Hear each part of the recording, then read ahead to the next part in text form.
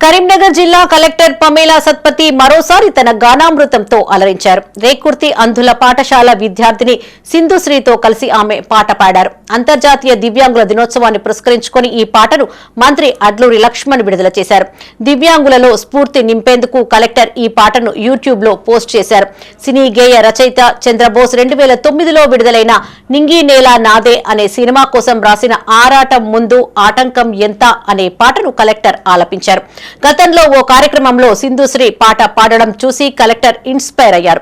కరీంనగర్లోని అంధుల పాఠశాల music teacher సరళ, స్థానిక మ్యూజిక్ డైరెక్టర్ కేబీ శర్మ ఆధ్వర్యంలో కలెక్టర్ ఈ పాటను రికార్డు చేశారు. గతంలోనూ ఆడపిల్లను రక్షించుకుందాం అంటూ కలెక్టర్ పాడిన ఓ చిన్ని పిచ్చుక పాట విశేష ఆదరణ పొందింది.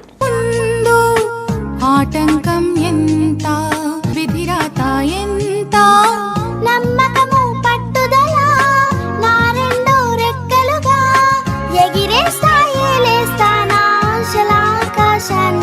చేజారిన చేతలు, చెదరేను గీతలు, బెదిరించిన బాధలే వివరించెను బోధలు.